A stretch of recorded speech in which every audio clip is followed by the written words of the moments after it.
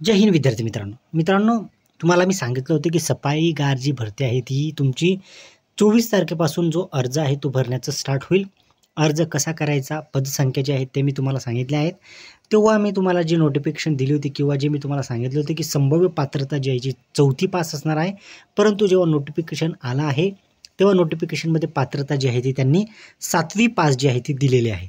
विद्यार्थी मित्रांनो, फॉर्म कसा भरायचा संपूर्ण गोष्ट आपण समजून घेणार आहोत. कोणकोणत्या गोष्टीची काळजी तुम्हाला घ्यायची आहे. डिमांड ड्राफ्टसुद्धा पाठवायचा आहे. डेट जी आहे ती कोणती डेट जी आहे ती त्या डेटपर्यंत तुमचा फॉर्म गेला पाहिजे. त्याच्यानंतर जर फॉर्म गेला तर तो ग्राह्य धरला जाणार नाही. 3 स्टेजमध्ये भरती प्रक्रिया राबवणार आहेत. संपूर्ण गोष्टी आपण डिस्कशन करणार आहोत जेणेकरून तुम्हाला संपूर्ण गोष्टी या क्लिअर होतील. तत्पूर्वी जे विद्यार्थी नवीन असतील त्यांनी चॅनलला आवर्जून सबस्क्राईब करायचं आहे जेणेकरून तुम्हाला अशाच पद्धतीच्या ज्या गोष्टी आहेत किंवा ज्या तुम्हाला इन्फॉर्मेशन आहेत त्या तुम्हाला मिळत असतील. पगारसुद्धा चांगला आहे. 15,000 ते 47,600 इतकं तुमचं पे स्केल असणार आहे किंवा तुमचं वेतन असणार आहे.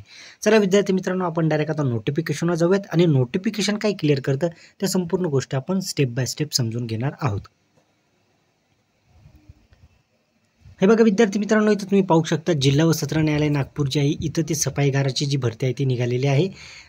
जे विद्यार्थी इंटरेस्टेड असतील त्यांनी फॉर्म भरायचा आहे. जे विद्यार्थी इंटरेस्टेड नसतील त्यांनी फॉर्म भरला नाही तरी चालणार आहे. बघा, आजपासून जे आहे ते फॉर्मची डेट जी आहे ती सुरू झालेली आहे.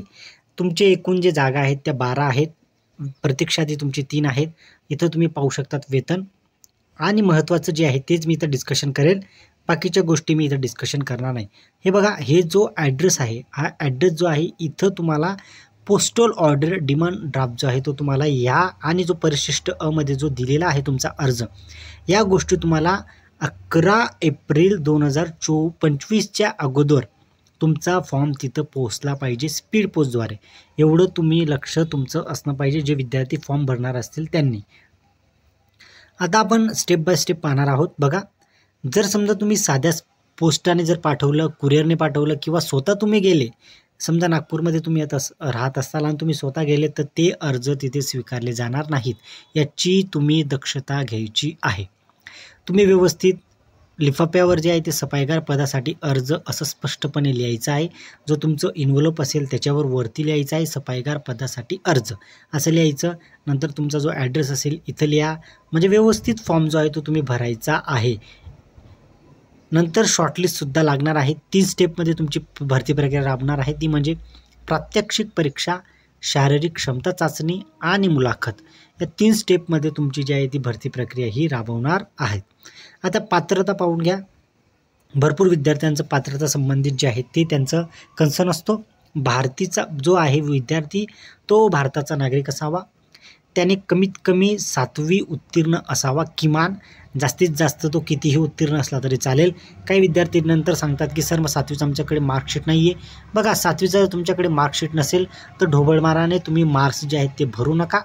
कारण जर तुम्ही असं करत असाल तर तुमचा फॉर्म हा रिजेक्ट होऊ शकतो.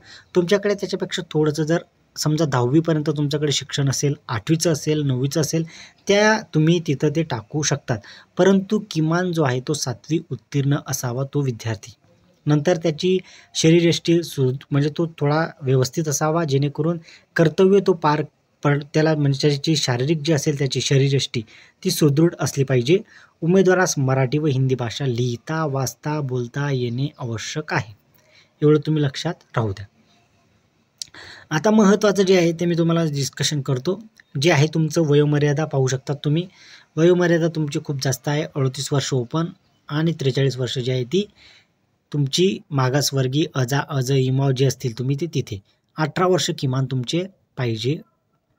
आता बघा, आता महत्त्वाचं जे आहे ते तुमचं उमेदवारास जे आहे ती अर्ज भरण्याचे शुल्क जे आहे ते तुमचं 300 रुपये असणार आहे. बघा, 300 रुपये जे आहे ते तुमचं डिमांड ड्राफ्ट तुम्ही काढायचा आहे. अर्ज हे district and session court Nagpur यांच्या नावे काढलेले 300 रुपयाचं जे पोस्टल ऑर्डर असेल किंवा डिमांड ड्राफ्ट असेल ते स्वरूपात सादर करावे. 300 रुपयाचं तुम्हाला डिमांड ड्राफ्ट काढायचा आहे. जर तुम्हाला डिमांड ड्राफ्ट नसेल तर पोस्टल ऑर्डरसुद्धा चालणार आहे. हे तुम्हाला दिसत असेल district and session court Nagpur या नावाने जे आहे ते तुम्ही ते काढायचं आहे. आता निवड प्रक्रियासुद्धा पाहून घ्या. प्रात्यक्षिक परीक्षा तुमची 30 गुणांची असेल, कमीत कमी तुम्हाला तिथं 15 गुण पडणं आवश्यक आहे. शारीरिक क्षमता चाचणी तुमची 10 गुणांची असेल, त्याच्यात 5 किमान तुम्हाला पडलं पाहिजे आणि वैयक्तिक मुलाखत जे आहे ते 10 पैकी 5 तुमचं पडलेले पाहिजेत. याच्यामध्ये तुम्हाला 10 पैकी 10 पडतील अशी मी तुमची तयारी करून घेईल. एकच व्हिडिओ तुम्हाला मी प्रोव्हाइड करून देईल, जेणेकरून तुम्हाला मुलाखतीला काही टेन्शन येणार नाही. या 2 गोष्टी तुम्ही तुमच्या पद्धतीने करायच्या आहेत. या एक गोष्ट जी आहे ती मी तुम्हाला माझ्या पद्धतीने करून देईल. 50 पैकी ज्या विद्यार्थ्यांना जास्त मार्क्स मिळाले त्यांची जी आहे तिथं नियुक्ती किंवा त्यांची निवड तिथं होऊ शकते किंवा त्यांची निवड होणार आहे. आता सूचना लक्षात घ्या. प्रात्यक्षिक चाचणीत उत्तीर्ण झालेले उमेदवार शारीरिक क्षमता चाचणीसाठी पात्र ठरतील. म्हणजे स्टेप बाय स्टेप तुमची पहिली स्टेप झाली, मग दुसरी झाली, मग तिसरी, मग फायनलमध्ये जे विद्यार्थी असतील त्या विद्यार्थ्यांचा तिथं निवड यादी जी आहे ती बनवली जाईल. आता महत्त्वाचं जे आहे ते तुम्हाला मी सांगतो, ते म्हणजे पोस्टल ऑर्डर तुम्हाला समजलं, डिमांड ड्राफ्ट समजला, कोणाच्या नावाने काढायचा ते समजलं.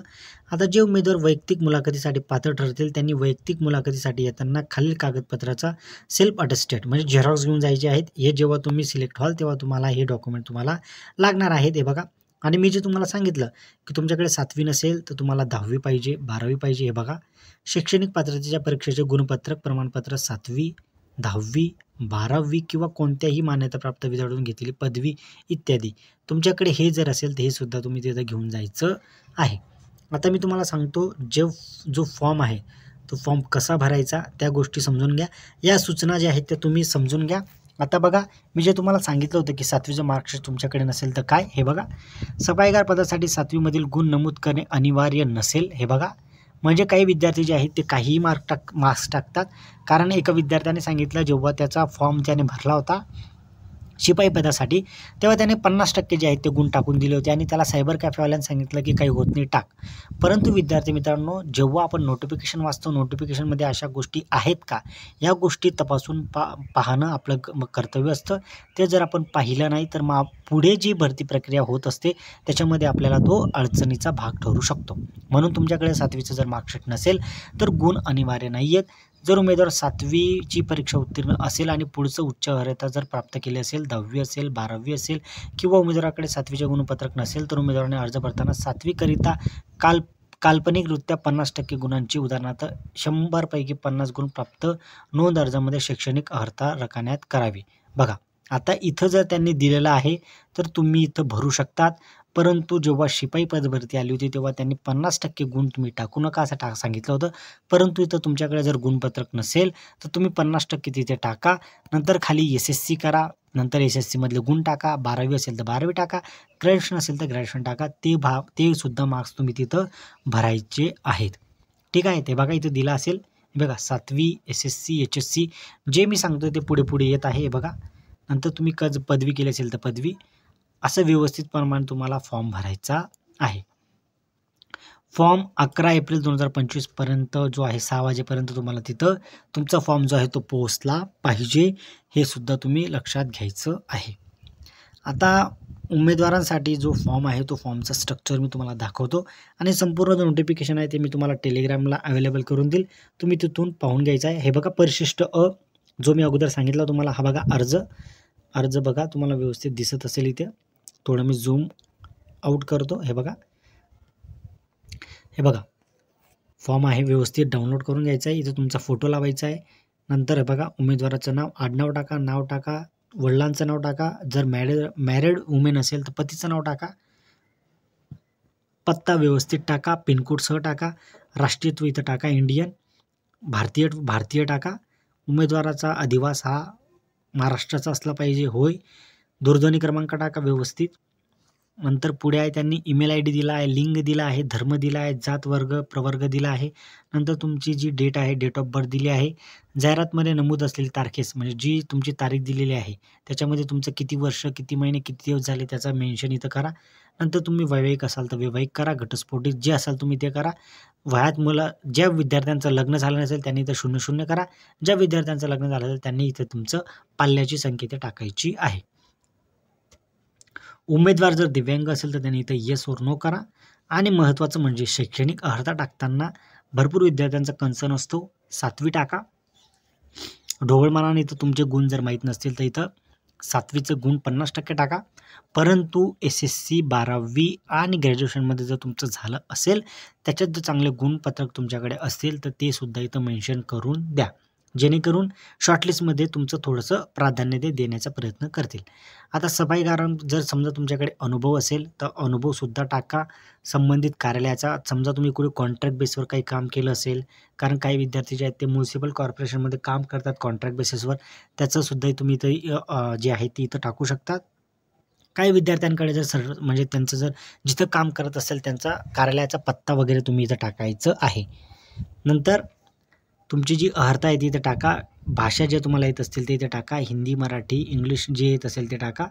नंतर तुम्हाला जे महत्त्वाचं आहे ते मी तुम्हाला सांगतो. आता बघा, डिमांड ड्राफ्ट काढला की मग नंतर डिमांड ड्राफ्टची इथं तुम्ही डिटेल व्यवस्थित भरा.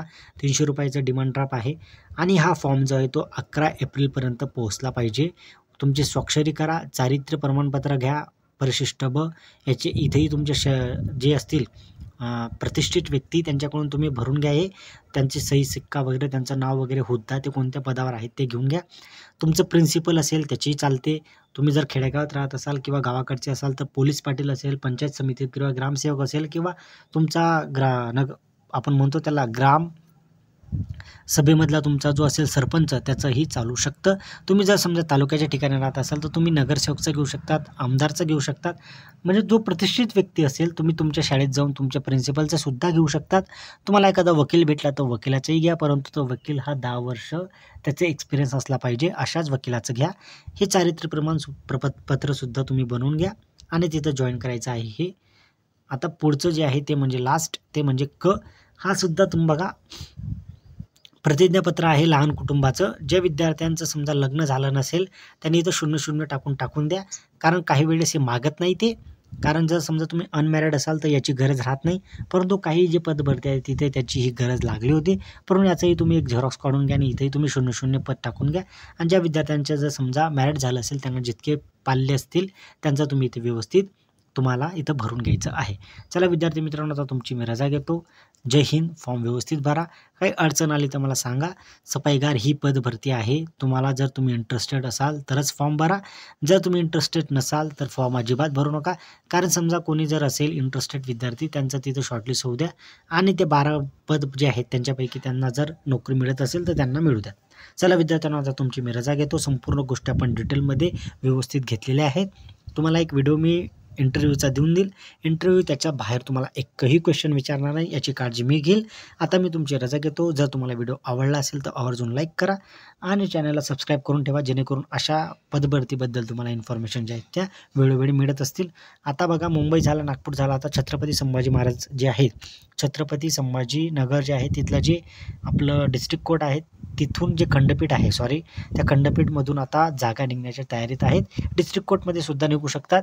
आता पाहूयात आपण, ती डेट लवकरात लवकर आली पाहिजे, त्याची आपण वाट पाहत आहोत. ती आली का मी तुम्हाला त्याच्याबद्दल सुद्धा अपडेट देण्याचा प्रयत्न करेल. चला विद्यार्थ्यांना, तुमची रजा घेतो. जय हिंद.